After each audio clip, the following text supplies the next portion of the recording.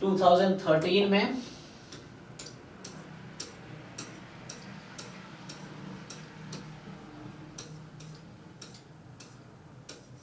ये नोटेशंस है ना, बता रखा है।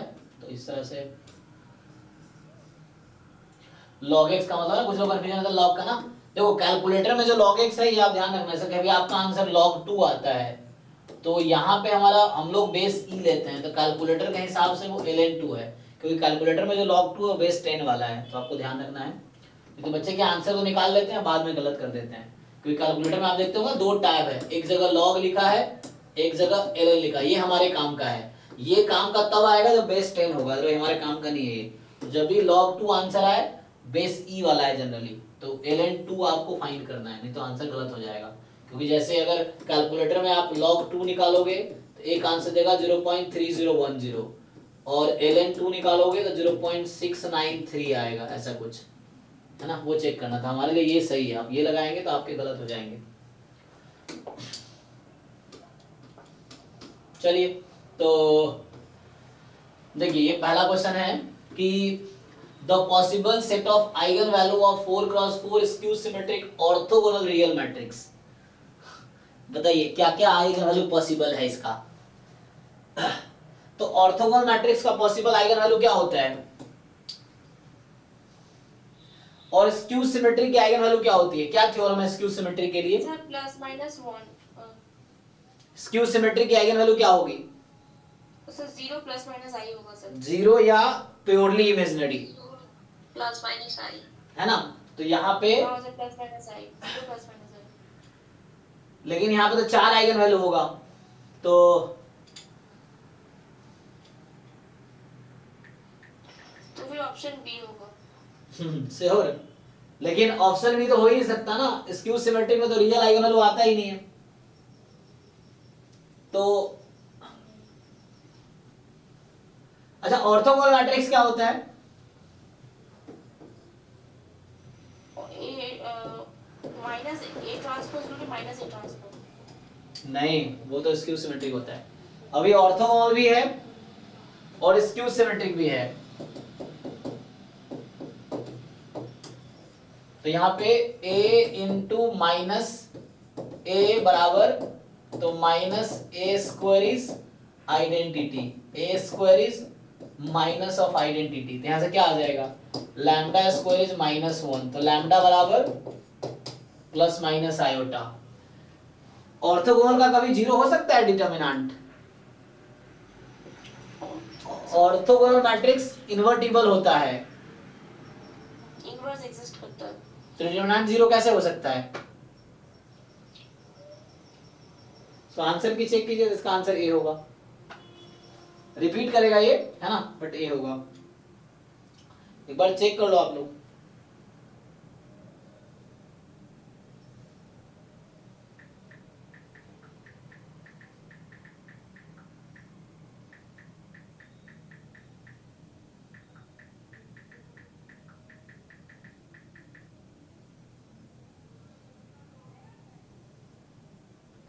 सर आंसर की नहीं है सर। अच्छा, इसमें आंसर की लगा ही नहीं रखा मैंने, ओ तो ऑनलाइन देखना पड़ेगा। सर सर 2011 और कुछ प्रॉब्लम्स का आंसर की ही नहीं है। ठीक है, वो देखते हैं, मिल जाएगा ऑनलाइन, मिल जाएगा, वो ढूंढना पड़ेगा वेबसाइट पे जाके। तो 2013 का ऑनलाइन ढूंढना पड़ेगा। ठीक है, अभी हम सॉल्व करते हैं, बाद में देख लेंगे। तो ये हमारे टेलर सीरीज एक्सपेंशन क्या है, ये तो कर सकते हैं आप लोग, आता है टेलर सीरीज एक्सपेंशन। तो ये जेड यहाँ वेरिएबल आप एक्स मान के करो, तो टेलर सीरीज एक्सपेंशन में क्या होता है, डबल प्राइम z का वैल्यू निकालना तो यहाँ पे F pi plus F dash pi upon 1 factorial, यहाँ आएगा जेड माइनस पाई प्लस में F double dash pi upon 2 factorial Z minus pi whole square आ जाएगा।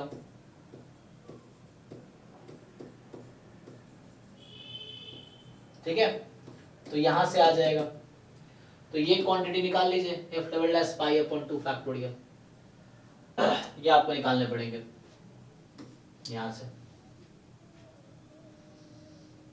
पहले एफ डैश एक्स यहां से निकाल लो, फिर F double dash pi definition में देख लेना तो क्या होगा, you have to calculate this. तो ये तो नहीं करना है। सर क्वेश्चन 4 नहीं, ये ट्राई कर सकते हैं कॉम्प्लेक्स मैट्रिक्स, ठीक है चलो। तो एफ आर से आर में कॉन्टिन्यूअस फंक्शन है, F1 3 है, F1 5 है, F3 11 है, और Gx इस तरह से दे रखा है। तो पूछ रहे हैं आपसे G डैश 0 क्या होगा। तो G डैश x आया था सर F3 प्लस T इन ऐसे करके उसे नहीं होगा।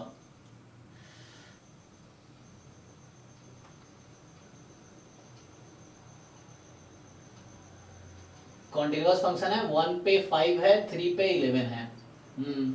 सर क्यों नहीं होगा sir F x plus 3 plus F of x plus 1।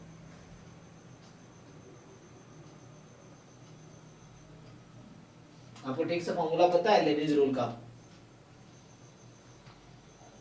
हाँ सर वो गलत हो गया, एप्लीकेशन गलत हो गया, आंसर की नहीं है इसीलिए। जब यहाँ पुट करोगे तो डेरिवेटिव 0 नहीं हो जाएगा, तो उसके लिए आपको करना क्या है, यहाँ से आप g डैश x अगर निकालेंगे तो होगा 1 से 3 f डैश, मतलब मुझे यहाँ डिफरेंशिएट करना होगा इसको x के रेस्पेक्ट में, del upon del x f of x plus T D T, ये बनेगा।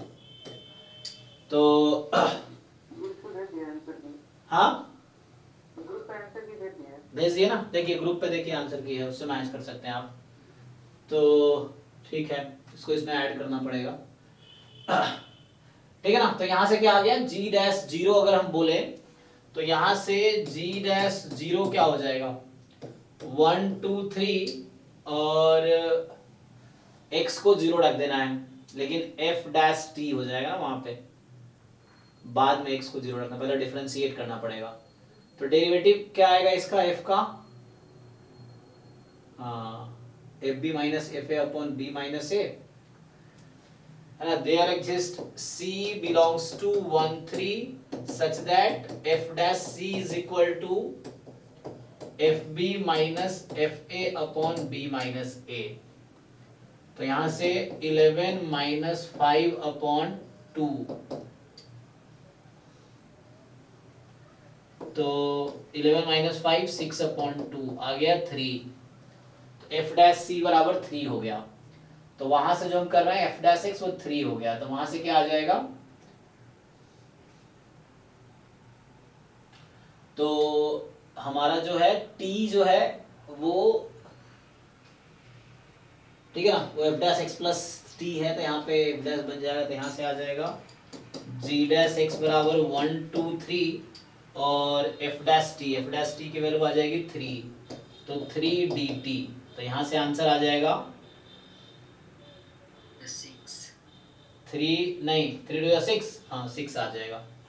तो हमसे G डैश 0 पूछा ना, तो G डैश 0 यहाँ से 6 आ जाएगा। तो क्या यूज किया हमने, देखिए आंसर देख सकते हैं। तो हमने एक तो पहला यूज किया मीन वैल्यू थ्योरम 1 से 3 इंटरवल में, और डिफरेंशिएट किया, चूंकि ये लिमिट है तो डायरेक्टली जस्ट डिफरेंशिएट हो जाएगी इसके रिस्पेक्ट में। तो f dash x plus T है, तो f dash x plus T है, बाद में x को 0 पुट कर देंगे, तो g डैश 0 बराबर हो जाएगा f डैश t 1 2 3 डी, फिर t क्या है 1 से दिस, तो f डैश t की वैल्यू यहाँ से 3 है, f dash c there exist this, तो उससे आ जाना चाहिए।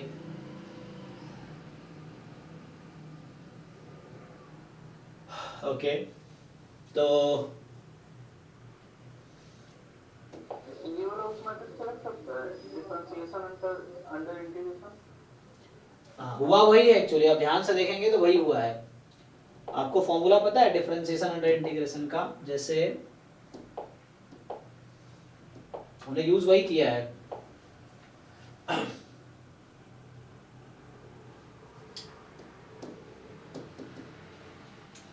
तो यहां बताइए, अगर यहाँ पे है gx to hx f of tx dt, इसको मुझे डिफरेंशिएट करना है x के रेस्पेक्ट में, जिनको याद है फॉर्मूला बताइए। Leibniz rule of differentiation under integral sign, जी integral g of x to h of x f dash dx dt plus h dash of x f of h of x x minus g dash of x f of h of x x। एक minute, तो थोड़ा fast हो गया। Plus फिर अब क्या करेंगे, आप t की जगह hx रख देंगे। सो f of hx comma x h dash x minus, तो यहां से f of gx comma x g dash x। ठीक है, तो वहां पे प्रॉब्लम क्या था कि gx की जगह 1 है और hx की जगह 3 है। तो उससे क्या हुआ, उससे ये वाले टर्म 0 हो गए और ये वाला टर्म 0 हो गया, तो इसीलिए ये दोनों टर्म गायब हो गया वहां पे। देखिए, तो बस टर्म कौन सा बचा, ये वाला।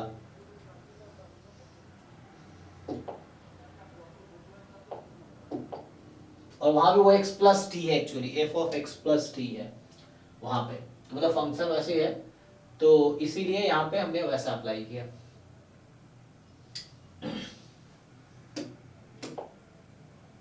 तो ये 2 वेरिएबल के लिए। 1 वेरिएबल में क्या होता है, अगर यही फॉर्मूला रिड्यूस हो जाता है कि अगर ये ऐसा होता कि मुझे डिफरेंशिएट करना है d upon dx gx to hx ft dt। अब x है ही नहीं इसमें, तो जब x यहाँ नहीं होगा तो डेरिवेटिव 0 हो जाएगा, तो ये वाले टर्म गायब हो जाएंगे। तो यहाँ पे जस्ट ये दोनों टर्म आंसर आएगा। तो यहाँ पे सिंपली आएगा, जब आप डिफरेंशिएट कर रहे होंगे तो f of hx into h dash x minus f of gx into g dash x। ठीक है, तो ये बनेगा, क्योंकि ये वाले टर्म 0 हो जाएंगे बिकॉज ऑफ दिस, और कांस्टेंट यहाँ पे है तो ये दोनों 0 हो गया।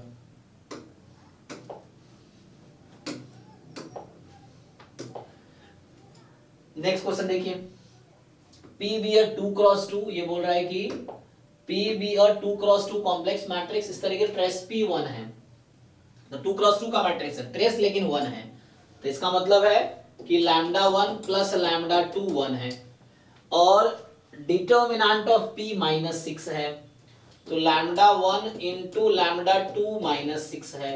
सो इक्वेशन 2 इक्वेशंस 2 अननोन्स, यहाँ से आप निकाल सकते हैं लैम्डा 1 लैम्डा 2।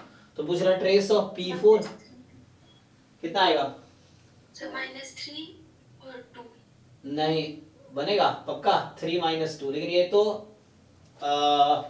2 माइनस 3 2 और माइनस नहीं, -3 और 2 -1 नहीं है ना, 1 चाहिए ना यहाँ पे, यस सर 3 - 3 माइनस 2, यस हाँ। सो एक 3 और एक -2, दो नंबर का सम 1 आ जाए और प्रोडक्ट, तो फिर टू दी पावर 4 और टू दी पावर क्यूब करके उसका माइनस करके सम करते हैं। जी जी, तो बस आप यहाँ से आपके पास p की आइगन वैल्यू आ गई, तो p की पावर 4 की आइगन वैल्यू आ जाएगी, p की पावर 3 का भी आइगन वैल्यू आ जाएगी। तो जस्ट आपको क्या करना है, अलग अलग trace of a minus b क्या होता है, trace a minus trace b होता है, तो उसको अप्लाई कर लो तो हो जाएगा।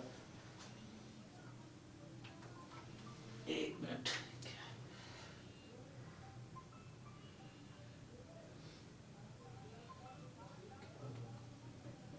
Hello hello. हाँ जी, हाँ सर, मैंने आईआईटी जैम का टेस्ट सीरीज परचेज किया है, बट वहाँ पे कोई कंटेंट दिखाई नहीं रहा है। अभी हम क्लास में आपको रिप्लाई करते हैं 11 बजे के बाद, ठीक है, टेंशन नहीं लेना है, कोई बात नहीं, हम बस करते हैं। ओके।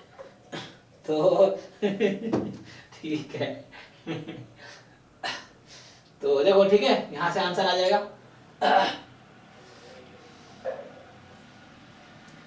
हो जाएगा ना, सॉल्व कर लेंगे आप लोग।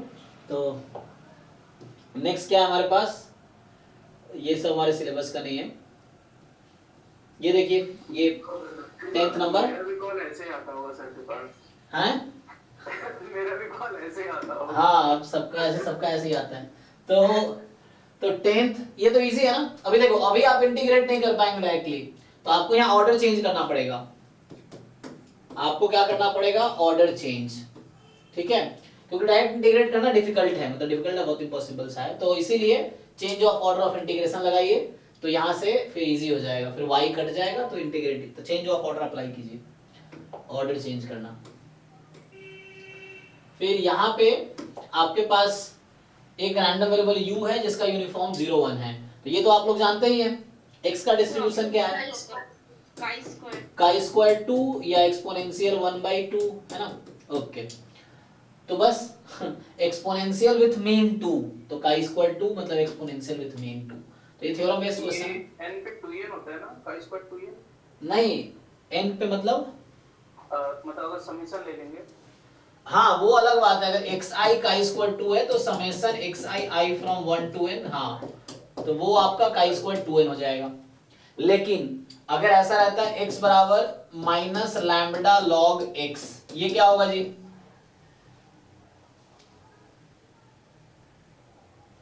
सर ये एक्सपोनेंशियल 1/लैम्डा होगा जी, तो ये होगा एक्सपोनेंशियल 1/लैम्बडा, यहाँ एक्सपोनेंशियल 1/2। तो ये जस्ट एक कोइंसिडेंस है कि 2 पे एक्सपोनेंशियल का पीडीएफ काई स्क्वायर 2 के पीडीएफ के साथ मैच हो जाता है, क्योंकि एक्सपोनेंशियल स्पेशल केस है गामा का, तो वहां पे मैच हो जाता है। बाकी केस में ये रहेगा, तो 2 है तो एक्सपोनेंशियल 1/2 है, एक्सपोनेंशियल 1/2 आइडेंटिकली डिस्ट्रीब्यूटेड है काई स्क्वायर 2 के साथ। तो बाकी पॉइंट पे जैसे -3 log x है तो एक्सपोनेंशियल 1/3 हो जाएगा, -1 log x है तो एक्सपोनेंशियल 1 हो जाएगा, इस तरीके से। तो ये प्रूव भी कर सकते हैं ट्रांसफॉर्मेशन फार्मूला से।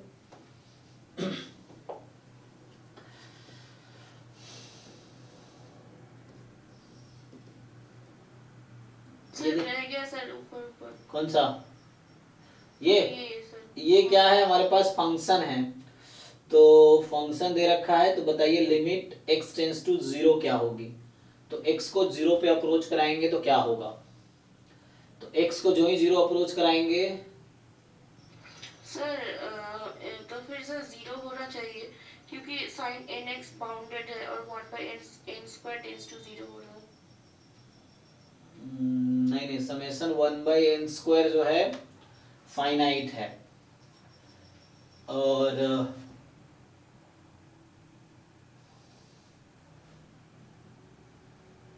सर इसका आंसर की देखना पड़ेगा, क्योंकि मैंने तो 0 लिया था इसको। देखिए आंसर की में क्या है, तो यहाँ पे 0 है। ओके तो x tends to 0 sin nx, actually ये बाउंडेड क्वांटिटी है, जैसे समेशन 1/n² जो होता है ये आपका बाउंडेड है 1 से इंफिनिटी, तो ये π²/6 इसका सम होता है, तो ये तो बाउंडेड है। लेकिन यहाँ sin nx की वजह से, तो साइन बाउंडेड है एक्चुअली, मतलब ये उससे हो जाएगा, क्या बोलते हैं चेबीशेव इनइक्वालिटी, या क्योंकि साइन nx जो है वो आपका -1 से 1 के बीच है, और अपॉन n² कर देंगे तो ऐसा हो जाएगा। अच्छा लेकिन यहाँ पे दिक्कत ये होगा, अभी सीरीज लगाएंगे तो ये कोई दिक्कत नहीं है, तो ये सीरीज कन्वर्जेंट है तो ये भी कन्वर्जेंट तो होगा, इसका सीरीज कन्वर्जेंट है तो ये भी कन्वर्जेंट हो सकता है। लेकिन प्रॉब्लम ये है x को बाद में 0 रखना है, तो साइन यहाँ साइन 0 हो जाएगी एक्चुअली, हर टर्म है नहीं, यहाँ पे फिक्स नहीं, वो नहीं हो रहा, फिट नहीं हो रहा ना, क्योंकि अभी तो सीक्वेंस में लगा सकते हैं, सीरीज में नहीं लगेगा। यहाँ पे मैं ये देख रहा था इसकी लिंक बाउंड पता चल जाएगी, बट ये है कन्वर्जेंस डाइवर्जेंस का आइडिया मिल जाएगा कि यहाँ पे इसका सीरीज जो है ये कन्वर्जेंट है, तो इसके सीरीज को हम बोल देंगे। दूसरा तरीका है ना हमारे पास, साइन nx और x में क्या बाउंड है, nx में क्या बाउंड है सर sin x का एक्सपेंशन करने से सर हो जाएगा सर ये। एक्सपेंशन कर लीजिए, उससे भी कुछ आइडिया मिल जाएगा आपको। हाँ सर एक्सपेंशन करने से वो जो डिनोमिनेटर में 1/n² है वो कट होके वो 1 - 1 होके 0 हो जाएगा। नहीं वो तो वैसे 0 हो रहा है बिकॉज x टेंड्स टू 0 है, तो x टेंड्स टू 0 है तो ये साइन कहीं ना कहीं 0 को अप्रोच करवा रहा है। सर sin nx का एक्सपेंशन करने से सर हो जाएगा, मतलब ये मैं देख कर बता रही हूँ। ठीक है ना, तो sin x और x में क्या रिलेशन है, sin x less than equal to x, तो यहां से अगर आप सोचेंगे तो और more than equal to what, तो x पॉजिटिव के लिए है ना, तो यहाँ पे क्या होता है इस तरह से, तो उसे देख सकते हैं, या सिंपली मुझे लग रहा है x को 0 पुट करेंगे ना तो ये साइन 0 ये बाउंडेड आएगा, तो वो साइन 0, अगर कॉस होता यहाँ पे तो क्या हो जाता, अगर ये कॉस होता तो क्या बनता आंसर, साइन nx की जगह cos nx होता तो क्या होता? सर 1। हाँ, तो cos 1 हो जाता, लेकिन सीरीज का सम क्या हो जाता? f0 कितना आता? मतलब अगर ये क्वेश्चन होता limit x tends to 0 series cos nx upon n square n from 1 to infinity.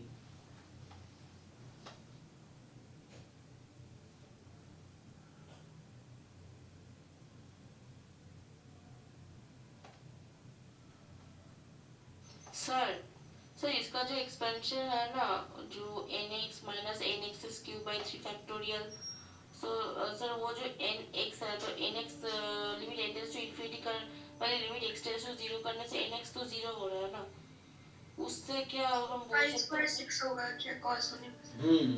cos होने पे इसका आंसर पाई स्क्वायर बाई 6 आ जाएगा, क्योंकि cos 0 1 हो जाएगा, तो उसके बाद सीरीज बचेगी, तो सीरीज बचेगी तो सीरीज का सम आ जाएगा, ठीक है ना। ये है, यहाँ पे साइन 0 0 हो गया, तो साइन 0 0 हो गया, इसलिए 0 पे ले गया उसको।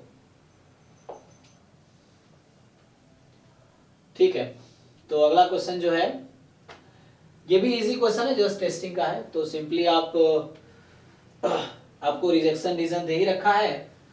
अच्छा, 2 केस है, तो पूछ रहा है कि the type 1 error, the probability of rejecting h0 when h0 is true.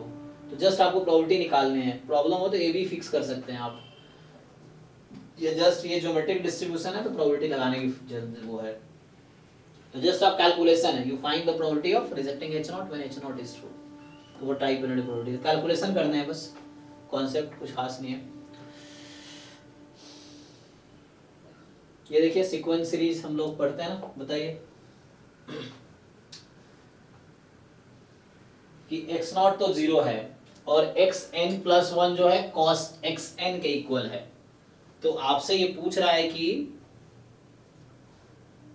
Then क्या होगा, xn इंक्रीजिंग है, कन्वर्जेंट है, डिक्रीजिंग कन्वर्जेंट है लेकिन इसके बीच में है, कन्वर्जेंट नहीं है।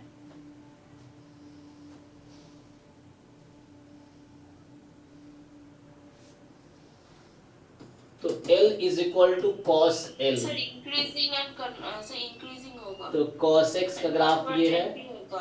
cos 0 1 और यहाँ से, तो ये यहाँ पे कन्वर्ज करेगी, है ना। इसका सॉल्यूशन क्या होता है, cos और कितने सॉल्यूशन है, एक सॉल्यूशन होंगे। अब इंक्रीजिंग डिक्रीजिंग की बात करनी है, तो इनिशियली आप देखिए आपका x0 0 दे रखा है, x1 निकालेंगे 1 हो जाएगी, x2 निकालेंगे cos 1 हो जाएगी। cos 1 अप्रोक्सीमेट कीजिए कितना होता है, 1 इज 1 रेडियन 57 डिग्री अप्रोक्स। तो कैलकुलेटर में जस्ट आप क्लिक करेंगे cos 1 रेडियन मोड में, तो cos 60 डिग्री होता है, 1/2 के आसपास आएगा, ये 0.49 के अप्रोक्स आएगा, ठीक है। तो फिर x3 सर 0.54, 0.54, अच्छा cos तो डिक्रीजिंग है ना, इसीलिए हाँ, क्योंकि cos डिक्रीजिंग है ना, यहाँ पे cos डिक्रीजिंग है तो वैल्यू ज्यादा होगी, क्योंकि 57 डिग्री है ना, 0.54 हो गया, सही है। तो देखिए 0 था 1 हुआ, 0.54 हुआ, क्या मोनोटोनिक है, तो इससे ये दोनों ऑप्शन आउट हो गया ना, तो इंक्रीजिंग नॉट कन्वर्जेंट होगा। कैसे, नॉट कन्वर्जेंट, किसने कहा, सर मोनोटोनिक नहीं है इसीलिए। तो मोनोटोनिक तो कन्वर्जेंट नहीं होता है, -1 की पावर n अपॉन m, ये मोनोटोनिक है। थ्योरम में ये स्टेटमेंट भी आते हैं, तो कन्वर्जेंट होना मोनोटोनिक होना जरूरी थोड़ी है होने के लिए, मोनोटोनिक नहीं है। x3 निकालेंगे तो cos ऑफ 1 ये निकालिए जरा, तो cos ऑफ 0.54 ये फाइंड कीजिए,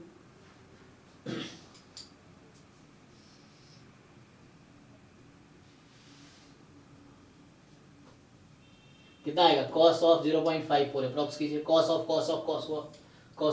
1 निकालिए, 0.6541। 654 है ना। देखो इंक्रीज कर रहा डिक्रीज कर रहा, लेकिन एक पॉइंट ऐसा आएगा कि वो एक नंबर के आसपास चला, वो नंबर कौन सा होगा, तो ये कन्वर्जेंट होगा और ये सेटिस्फाई करेगी, क्योंकि हमने क्या किया, limit x tends to infinity कर दिया ना, तो यहाँ से l बराबर cos l और इसका सॉल्यूशन ये नंबर आएगा cos x और x के ग्राफ, इसको सेटिस्फाई करा तो कन्वर्जेंट होगा। अब आंसर की चेक करके देख लीजिए, तो ये आ जाएगा। हाँ ये देखिए, ये क्वेश्चन अच्छा है, इसका आंसर बताइए। For each lambda more than 0 x lambda be random variable with exponential density, तो आपको fx ऑफ x दे रखा है लैम्डा e की पावर माइनस लैम्डा x, तो पूछ रहा है वेरिएंस ऑफ log x क्या होगा, variance of log x sir log x से ट्रांसफॉर्मेशन लेने से सर इजीली आ जाएगा। बताइए, करके देखो, बताओ मुझे। देखो इजीली आ जाएगा और आ जाना अलग चीज है, आप टाइम लीजिए और ट्राई करके बताइए।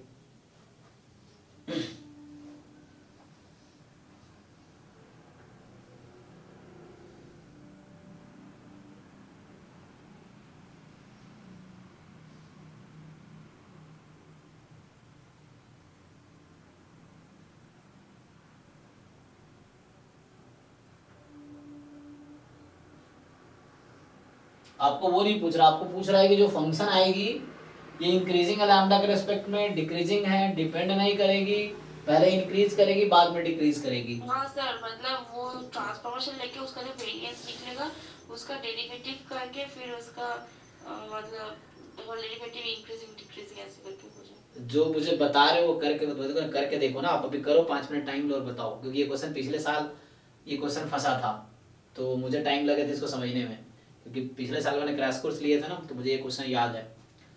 तो जैसे वो क्वेश्चन फंस गया, पहली बार भी फंसा था मुझे, आप करके बताओ जरा।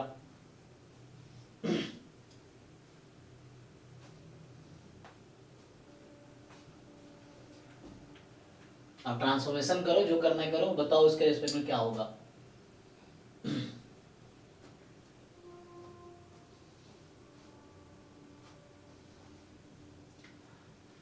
देखिए, तो यहाँ अगर मैं लैम्डा एक्स को y ले लेता हूँ, ठीक है, तो यहाँ से y का पीडीएफ क्या आ जाएगा, fy ऑफ y क्या आ जाएगी। सो ठीक है, जिसको जो लगता है उससे ट्राई करो, ट्राई करने में नुकसान नहीं, आपको सीखने को मिलेगा, अलग अलग अप्रोच से आप कर सकते हैं उस तरीके से, बट आंसर आ जाए तो अच्छा है। सो यहाँ से फिर बाद में मैंने इस तरह ट्राई किया कि y is equal to lambda x, तो यहाँ से पीडीएफ क्या आती है इसकी, तो बताइए लैम्डा एक्स का डिस्ट्रीब्यूशन क्या होगा, ट्रांसफॉर्मेशन कीजिए इसमें।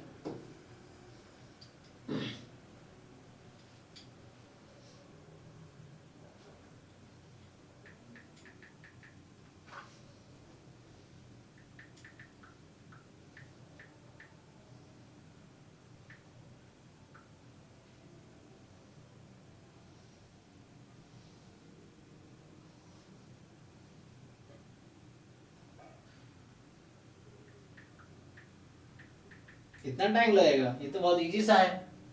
हाँ सर, इसका जो पीडीएफ आया है ये है lambda e to the power minus lambda e to the power y plus y। Lambda उसमें आएगा, हाँ लैम्डा उसमें आएगा, लैम्डा। सर लैम्डा तो आएगा क्योंकि ये तो x है, x। अरे सीख तो बेसिक चीजें सीखो, ये सब चीजें इसमें मिस्टेक कर रहे हो। बाकी लोग बताओ भाई, वाई का पीडीएफ क्या है, ये सब बेसिक चीजें ना, तो आप लोग जब बीएस लैम्डा x है, मैं तो अब तक ये x समझ रही थी। अच्छा अच्छा अच्छा। लैम्डा इनटू एक्स का पीडीएफ पूछ रहा हूँ, वाई बराबर लैम्डा इनटू एक्स है, उसका पीडीएफ निकालना है।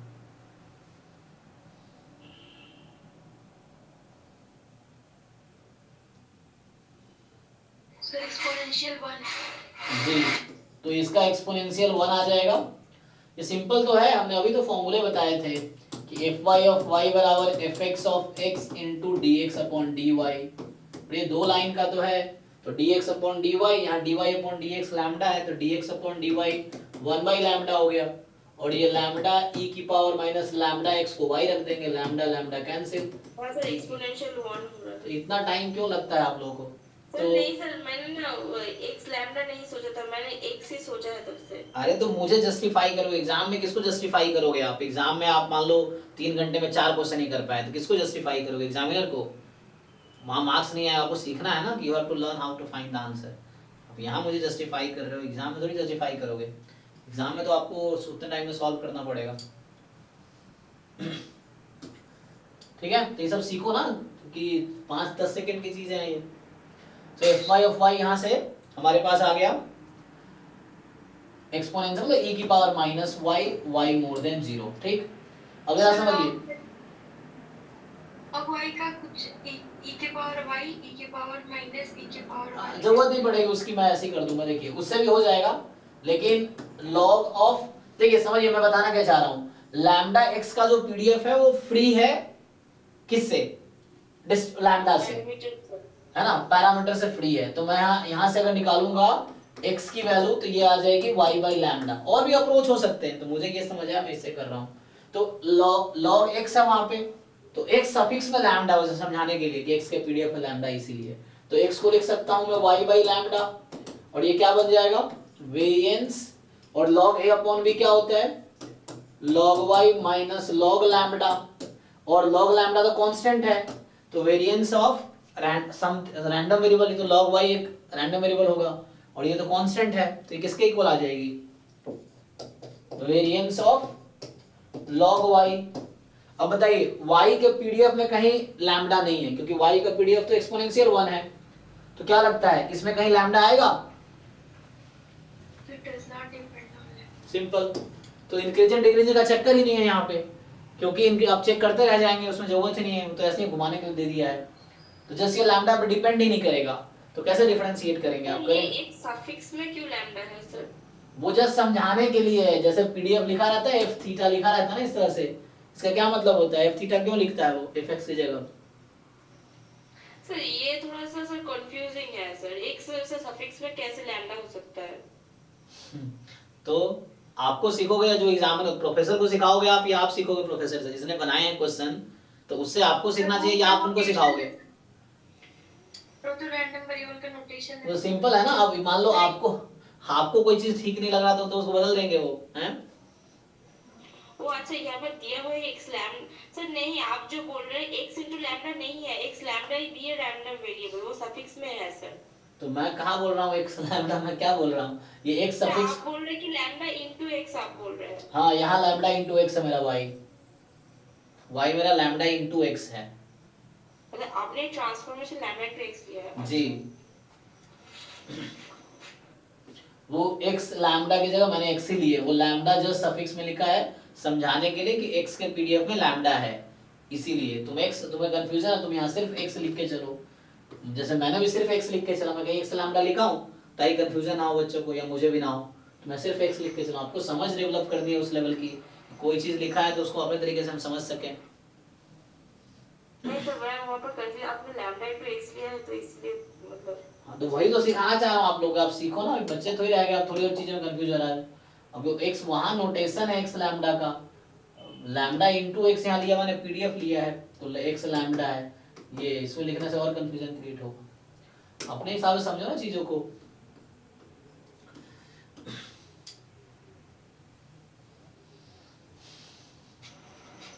तो ये क्या बोल रहा है a and b as sequence of, तो नेक्स्ट क्वेश्चन जो आपका ये है 23, ठीक है सर ये सर सॉल्यूशंस ऑफ इक्वेशन, ये तो हमारा नहीं है सर। नहीं कर सकते हैं, कोई बात नहीं। अभी तो था cos x बराबर किया ना आपने an + 1 बराबर cos an, तो ऐसे ही है। देखो ये बोल रहा है an जो है sequence of consecutive positive solution of the equation tan x बराबर x, एंड bn जो है sequence of consecutive positive solution of the equation √x बराबर x। तो ये तो आपके लिए आसान होगा, √x बराबर x का सॉल्यूशन क्या आएगा, यहां से x बराबर x² और x की वैल्यू 0 या 1 है ना, तो 0 दो ही तो सॉल्यूशन है इसके पास, 0 या 1, तो इट हैज तो बोल रहा क्या रहा है consecutive positive solution of the equation. तो √x बराबर x का पॉजिटिव सॉल्यूशन कौन सा है, which number satisfy this, just 1 है ना, सिर्फ 1 ही होगा, तो जस्ट 1 होगा तो इसका मतलब है tan है सर, tan √x है। अच्छा एक मिनट इक्वेशन, अच्छा यहाँ पर tan √x, वो tan में मिस कर दिया उसने चिपका हुआ इसीलिए, ये बीच में tan है, अच्छा ठीक है ठीक है, फिर तो मुझे सही करना पड़ेगा। तो एक है मतलब an जो है इसका सॉल्यूशन है tan x बराबर x का, और bn सॉल्यूशन है tan रूट x बराबर x का, इस तरीके से है। ओके, तो आपसे पूछ रहा है कि consecutive positive solution, the graph के थ्रू आप देख सकते हो, थोड़ा से मुश्किल क्वेश्चन होगा ये। तो देन सीरीज 1/an कन्वर्ज करेगी, तो tan x बराबर x के पास कितने सॉल्यूशन है, अब ग्राफ बना के देखो। tan x है ना, जैसे इस तरह से ग्राफ होता है ना, तो ये π/2 पे ये होगा, और tan x बराबर x, tan 0 0 होता है ना, तो tan 0 इज 0, एक तो 0 सॉल्यूशन है, पॉइंट से कट करेगा क्या? और यहाँ से कहीं ना कहीं एक आगे जाके मैच करेगा, है ना, क्योंकि वो इन्फिनिटी पे जाता है तो कोई ना कोई सॉल्यूशन आएगा। फिर यहाँ पे सॉरी बनाएगा ग्राफ इस तरीके से, तो ये कहीं ना कहीं कट करता रहेगा। तो एक्चुअली जो an है वो स्ट्रिक्टली इंक्रीजिंग है ना, तो यहाँ पे एक x की वैल्यू यहाँ आएगी, फिर x की वैल्यू यहाँ आएगी, एंड सो ऑन। तो इस तरीके से आपको मिलता रहेगा।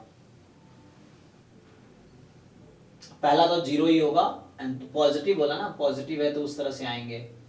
तो 1/an का रेसिप्रोकल लिया है, तो बाद में बहुत लार्ज नंबर होगा, तो an टेंड्स टू तो इन्फिनिटी हो जाएगा एंड में। तो 1/n 0 पे जाएगी। tan रूट x का ग्राफ बनाना पड़ेगा आपको, है ना। ये थोड़ा सा मतलब मुश्किल है, मतलब ये क्योंकि इसने सीक्वेंस सीरीज को इक्वेशंस के थ्रू पहले बोल रहा है कि उसके जो भी सॉल्यूशंस हैं tan x बराबर x के, वो हमारा a1 a2 a3 इस तरह सीक्वेंस है, और इसका जो सॉल्यूशन है b1 b2 b3 b4 bn, इस तरह से हमारे सॉल्यूशन है। तो आपको बोल रहा है कि टाइम है ना हमारे पास, सो हमें बोल रहा है कि इसमें क्या होगा, तो इसको ट्राई करके देखो, थोड़ा सा आपको सोचना पड़ेगा इस क्वेश्चन में, ट्राई करो फिर पूछना डाउट क्लास में। तो इसको मैं ट्राई करता हूँ, क्योंकि इसको सॉल्यूशन देखना पड़ेगा, दिख तो रहा है सॉल्यूशन एग्जैक्टली नहीं आएगा, but you have to take the idea कि क्या होगा, रेशियो क्या होने वाला है। तो इसका अगर आप चाहो तो वो लगा सकते हो, टेस्ट लगा सकते हो, an + 1/an, है ना, तो टेस्ट से ये क्या न्यूमेरिकल एनालिसिस का क्वेश्चन है क्या?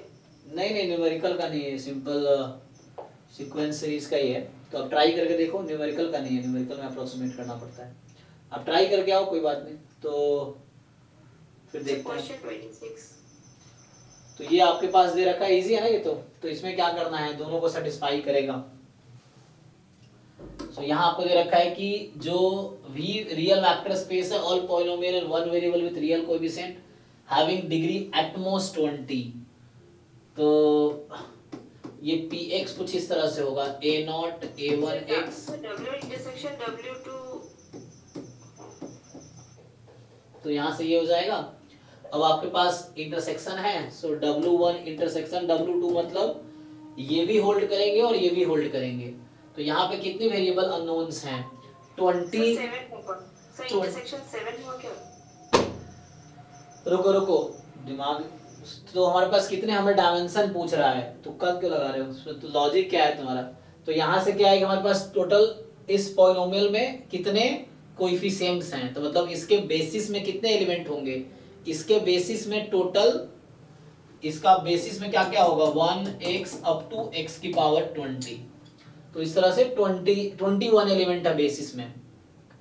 और ये इक्वेशन क्या करेगी, जब इक्वेशन पुट करेंगे इसमें हम, तो 3 ये हो गए, 3 ये, इसमें एक कॉमन भी है, तो इंटरसेक्शन मतलब, तो W1 इंटरसेक्शन W2 में, इनमें से 8 इक्वेशन है ना, तो 7 इक्वेशन आएंगे, क्योंकि एक तो कॉमन ही है, तो ये कॉमन है 7। सर ये तो आपने बोला था कि 7 होगा, क्या 7 होगा, डायमेंशन बताओ। सर डायमेंशन आपने बोला था कि p हाफ 0 है, और W1 W2 में p हाफ 0 है, इसीलिए कॉमन पोर्शन को दोनों को 1 लेके इसका मतलब p1 1 2 3 4 मतलब 7 टोटल इंटरसेक्शन 7 सबस्पेसेस बन रहे हैं डायमेंशन का, मतलब इसीलिए 7 होगा। 7 नहीं होगा ना, वो तो सीखना है आपको डायमेंशन का डेफिनेशन नहीं पता। डायमेंशन का मतलब है इसके बेसिस में कितने एलिमेंट होंगे, तो इसके बेसिस में टोटल इसका 21 है यहाँ पे, और ये 7 इक्वेशन 7 कम कर देगा, तो हमारे पास आंसर इसका 14 होगा। ये है, ये इक्वेशंस है। यहाँ मैं अगर पुट करूंगा तो यहाँ पुट करूंगा वैल्यू a को 1 रखो, a0 plus a1 up to a20 बराबर 0। तो यहाँ से एक वेरिएबल कम हो जाएगा, यहाँ दूसरा वेरिएबल कम हो जाएगा, तीसरा वेरिएबल कम हो जाएगा। तो यहाँ इसको लिखने के लिए मेरे पास 21 वेरिएबल्स चाहिए। डायमेंशन है नंबर ऑफ अननोन, समझ लो यहाँ पे, मतलब number of element in the basis. तो यहाँ क्या है, 7 वेरिएबल कम हो जाएंगे, तो बेसिस में 7 एलिमेंट कम हो जाएगा। तो 21 में से 7 कम कर दो, 14 हो गया। ये बाकी करके भी देख सकते हो, एक्सपेरिमेंट करना हो तो, कि बेसिस के एलिमेंट निकालो, इसके बेसिस के एलिमेंट, उससे भी हो जाएगा। यहाँ पे जो है लेवेक इंटीग्रेशन आपके सिलेबस में नहीं है, तो इसको छोड़ सकते हो आप, है ना। रिमान है से लेवेक नहीं है, इसको छोड़ दो। अब ये हमारे पास क्या है, ये 29 देखिए कि suppose x is a real valued random variable, ठीक है, रैंडम वेरिएबल है। और आपसे क्या पूछ रहा है ये कि which of the following cannot be real valued cannot be attained by ex and ex square respectively। x कोई रियल वैल्यूड रैंडम वेरिएबल है। Okay, So variance cannot be negative. sir. हाँ, तो वहां से अगर आप रिलेट करेंगे तो वेरिएंस क्या होता है, ex स्क्वायर माइनस ex का whole square, this should be more than 0। तो अब देख लो कौन सा सेटिस्फाई नहीं करेगा उसको, वो वही ऑप्शन करेक्ट है। तो जैसे इसके लिए ओके है, सर वैसा ए होगा सर, मतलब अटेंड करेगा B सर, ये बी अटेंड नहीं करेगा। तो ये 3 माइनस 4 माइनस 1 हो जाएगा। तो यही हमारा करेक्ट ऑप्शन है, क्योंकि ये अटेंड नहीं कर रहा, वही पूछ रहा है कौन सा अटेंड नहीं करेगा। तो ये ओके है, इसलिए ऑप्शन गलत है। ये सब ओके होगा, इसलिए ऑप्शन गलत है। ठीक है ना, तो उससे आ जाएगा, ठीक है। वैल्यूज है सर, मतलब 2 से ज्यादा होगा सर। हाँ, चेक करना पड़ेगा आपको, वही बोल रहा हूँ, पता नहीं हमने चेक तो नहीं किया, तो यू हैव टू चेक कि MSQ है या MCQ है।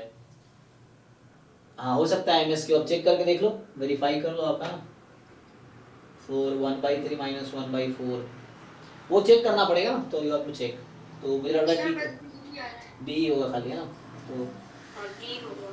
यहाँ पे कॉम्पैक्ट आपके सिलेबस में नहीं है, लीनियर ट्रांसफॉर्मेशन भी सिलेबस में नहीं है, तो ये सब सर भी क्वेश्चन 33 सर। हिल्बर्ट स्पेस नहीं है, ये देख सकते हैं आप। तो यहाँ पे क्वेश्चन 33 नहीं हो रहा sir. Value of the limit, तो यहाँ से सिंपल हमारे पास क्या है कि limit n tends to infinity 2 की पावर माइनस n स्क्वायर, और इसको खोलेंगे आप तो 2 की पावर माइनस में n प्लस 1 स्क्वायर। ये हमने डाउट क्लास में सॉल्व तो कराए हैं, बच्चों ने पूछे थे। तो यहाँ से आएगा e की power minus n plus 2 square and dot dot dot, इस तरह से है इन्फिनिटी तक। ओके, मतलब 2 की पावर ना, 2 की पावर।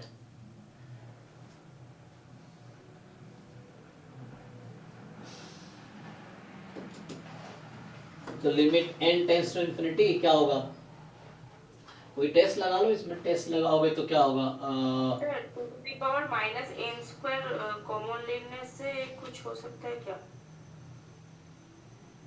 नहीं, आप सिंपली इसमें टेस्ट लगाओ। ये मान लो, अच्छा ये तो सीक्वेंस में हम क्या कर सकते हैं कि इसका सैंडविच थ्योरम टाइप का ट्राई कर सकते हैं। तो ये जो वैल्यू है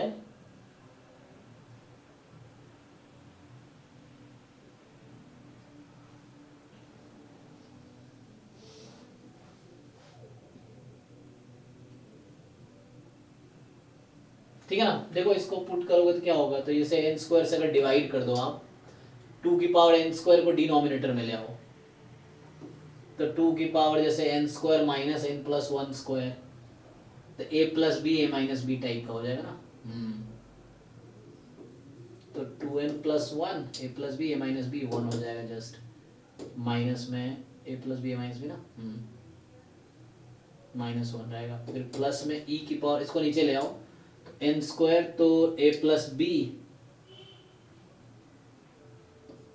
तो 2n प्लस 2 और इनटू में a plus b a minus b -2, तो ये रहेगा -2 इंटू दिस, और ये चलता रहेगा।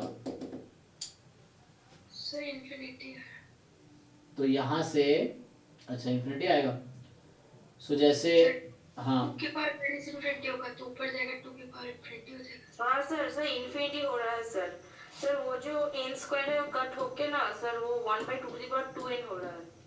तो यहाँ पे जो है इसको ब्रेक करेंगे आप, तो सब में e की पावर -2n आप कॉमन ले सकते हैं डिनोमिनेटर से, तो e की पावर 2n ऊपर आ जाएगा और डिनोमिनेटर में बचेगा 2 की पावर -1 प्लस 2 की पावर -4, मतलब ये मल्टीप्लाई होता चला जाएगा सर आपका e कहाँ से आया है सर? मतलब वो सर 2, वो 2 होगा। अरे e नहीं, गलती से 2 लिख देता हूँ, 2 को e लिख दिया है।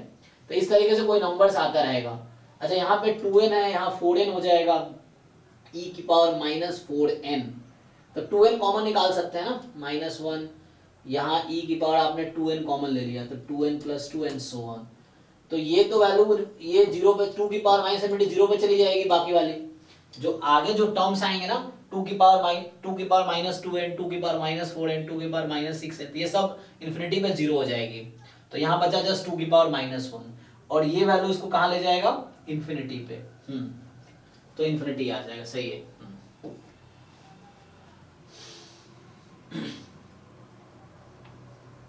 तो ये सब नहीं है, एलियो डिकम्पोजिशन सेट नहीं है, छोड़ दो इसको। यहाँ सर अब पे नहीं है सर। खत्म। नहीं है सर। ये ट्राइलिनियर सर, ट्रांसफॉर्मेशन नहीं है। 40 में है सर, क्वेश्चन 40। ये देखिए, तो आपसे पूछ रहा है कि x भी 40 भी है और 4x4 matrices and finite field नहीं है, करना है ना। बस देखिए क्या बोल रहा है ये, x1 x2 x1 IID exponential with mean mu and तो ये दे रखा है आपको, तो पूछ रहा है क्या होगा, B होगा unbiased। अनबायस्ड कौन सा नहीं है, तो अच्छा हाँ। ठीक है ना। तो x1 का मीन तो लैम्डा ही हो जाएगा, यहाँ से ये फर्स्ट मिनिमम है, तो मिनिमम का डिस्ट्रीब्यूशन क्या होता है, एक्सपोनेंशियल विथ रेट 1/μ है, ये है ना, विथ रेट 1/μ है, तो यहाँ आ जाएगा एक्सपोनेंशियल n/μ हो जाएगा। तो इसका मीन निकालेंगे तो μ/n कट के म्यू हो जाएगा, तो ये भी अनबायस्ड है। और इसका फाइंड करेंगे 2 से n तक है, तो ये भी अनबायस्ड है, तो यही करेक्ट ऑप्शन है जो अनबायस्ड नहीं है, ठीक है। तो A B C अनबायस्ड है, तो D बस अनबायस्ड नहीं है। क्वेश्चन 51। और ये पूछ रहा है आपसे उसी क्वेश्चन में कि क्वेश्चन यही है, पीडीएफ यही है, इसी पीडीएफ से लिंक्ड क्वेश्चन है। तो आपसे पूछ रहा है कि mean square error of the estimate x1 से xn upon n + 1, तो पता है भाई आपको मीन स्क्वायर एरर क्या होता है, हाँ तो e x minus v उसका होल स्क्वायर करने से सर। ठीक है ना। तो ये t हो जाएगा e of t minus mu का होल स्क्वायर, है ना। तो ये है, निकालिए इसको, या इसको उससे कर सकते हैं आप, जैसे भी आप, वेरिएंस ऑफ t प्लस क्या होता है, बायस का whole square, bias of t whole square. तो ये निकालिए, जैसे भी आपको समझ आता है, you just have to simplify, calculation है यहाँ पे, तो हो जाएगा। सर नीचे जाइए, लास्ट, ठीक है ना। तो अब कोई क्वेश्चन कौन सा बचा है, ये सब नीचे नहीं नीचे ना, नहीं सर, खत्म हो गया सर। ठीक है ना। तो ये एप्टीट्यूड आ गया। तो आप लोग हमने अभी क्या डिस्कस किया आज, 2012 एंड 2013, और कल 14 15, उससे पहले 16 17, उससे पहले 18, उससे पहले 19 से 23, ये हो गया है। तो आप लोग ट्राई करके आइए, जो डाउट रह गया वो आप पूछना एक बार, है ना। तो मैं जो क्वेश्चन रह गया उसको ट्राई करता हूँ और कल उसको डिस्कस करते हैं, ठीक है। बाकी आप ट्राई करके आइए, कल फिर हम लोग डिस्कस करेंगे 2011 2010, तो है ना, 10 11 का कल डिस्कस करेंगे। चलिए अभी के लिए थैंक यू, गुड नाइट।